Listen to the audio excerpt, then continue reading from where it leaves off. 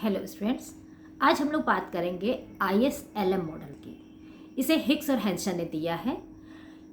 अभी तक इससे पहले ये चर्चा होती थी कि अगर हमें ब्याज दर का निर्धारण करना है, एज अ माइक्रो स्टडी में आप लोग देखते थे कि अगर हमें ब्याज दर का निर्धारण करना है तो हम आय को स्थिर मान लेते थे, राष्ट्रीय आय को हम स्थिर मान लेते थे।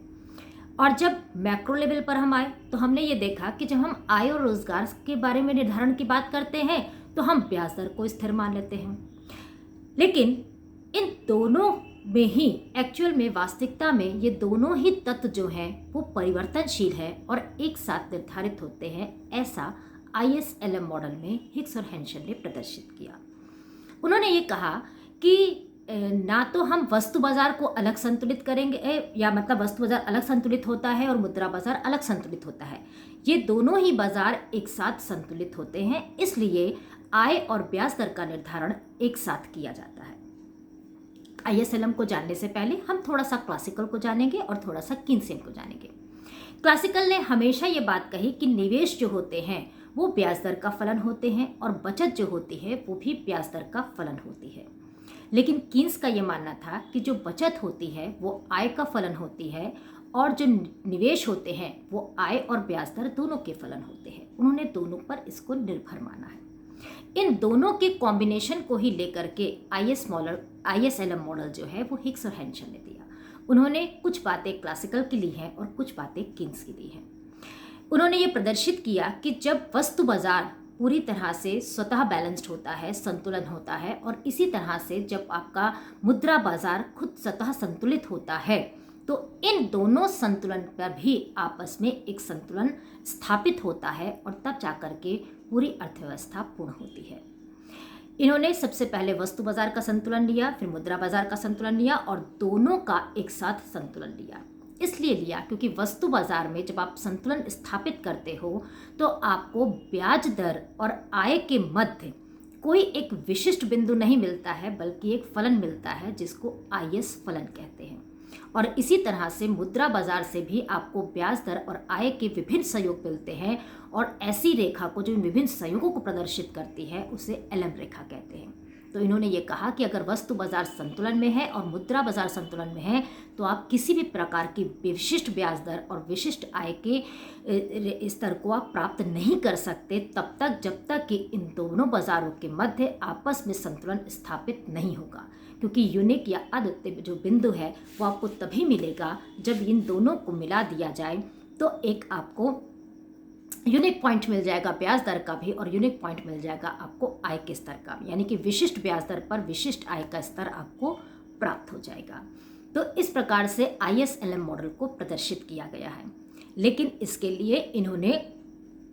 क्लासिकल और कीन्सियन का मर्जन स्वरूप लिया है, एक सिंथेसिस बनाया है इन्होंने, और उसमें यह प्रदर्शित किया कि आपकी बचत जो होती है वो तो आय का फलन होती है, लेकिन निवेश जो होते हैं वो ब्याज दर का फलन होते हैं। तो वस्तु बाजार में सबसे पहले स्थिति इन्होंने ये ली कि हम आय, जो हमारी बचत है वो आय के फलन के स्वरूप से चल रही है, और जो बचत निवेश है हमारे वो ब्याज दर के फलन से चल रहे हैं। और इस प्रकार की स्थितियों को लेकर के जब इन्होंने अपने मॉडल को प्रदर्शित किया तो उससे IS रेखा प्रदर्शित हुई जो नीचे गिरती हुई पाई जाती है, यानी कि डाउनवर्ड स्लोपिंग की पाई जाती है।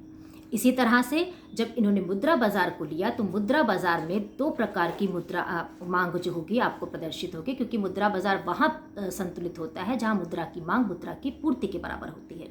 मुद्रा की मांग जो है वो दो कारणों से की जाती है, एक ऐसी मांग जो आयों पर निर्भर करती है और दूसरी मांग जो सट्टा खेलने के लिए ब्याज दर पर निर्भर करती है। तो इस प्रकार से आपको पुनः एक रेखा प्राप्त होगी जो LM रेखा होगी, जिसका कि स्वरूप जो है धनात्मक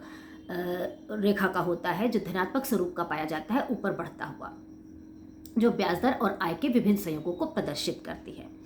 वस्तु बाजार में संतुलन वहाँ स्थापित होता है जहाँ पर निवेश जो है बचत के बराबर हो जाते हैं, और दूसरी तरफ मुद्रा बाजार वो बाजार है जहाँ पर मुद्रा की मांग मुद्रा की पूर्ति के बराबर होती है और वहाँ पर संतुलन स्थापित होते हैं। तो इस प्रकार से वस्तु बाजार में एक संतुलन प्राप्त होने के बाद IS रेखा प्राप्त होगी जो ऋणात्मक ढाल की होगी, और LM जो मुद्रा बाजार है वहाँ से आपको एलएम रेखा प्राप्त होगी जो धनात्मक ढाल की होगी। अगर इन दोनों को एक ही जगह पर प्रदर्शित कर दे, यानी कि विभिन्न ब्याज दरों पर विभिन्न आय के स्तरों को दोनों से प्राप्त होने वाले जो आईएस के रूप में मिल रहे हैं, जो एलएम के रूप में मिल रहे हैं, अगर इन्हें एक ही स्थिति में प्रदर्शित कर दिया जाए कि विशिष्ट ब्याज दर पर आपको कितनी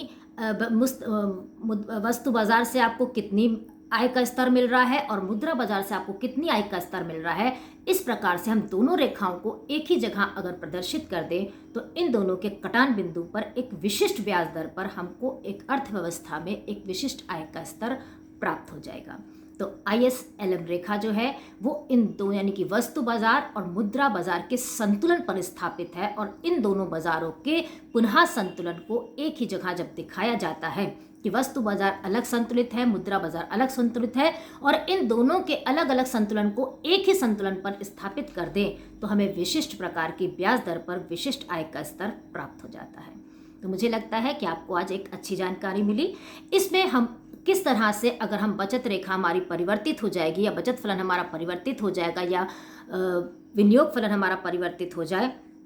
यानी कि अगर हमारे वस्तु बाजार में परिवर्तन पाया जाता है तो आईएस रेखा किस तरफ शिफ्ट होगी, ये सब क्वेश्चंस जो है, या एलएम रेखा जो है मुद्रा बाजार में अगर परिवर्तन होता है तो एलएम रेखा किस तरफ शिफ्ट होगी, इस तरह के क्वेश्चंस जो हैं वो बहुत ज़्यादा कंपटीशन लेवल पर पूछे जाते हैं, जिसे आप मेरे अगले वीडियोस में देख सकते हैं। तो सब्सक्राइब करना ना भूलें, लाइक करना ना भूलें, कमेंट करना ना भूलें और शेयर ज़रूर करें और इसके साथ साथ बेल आइकन को ऑन कर दीजिए ताकि आपको मेरे नए वीडियोज़ आपको मिलते रहें और आप इसी तरह से अपने ज्ञान का वर्धन करते रहें। Thank you.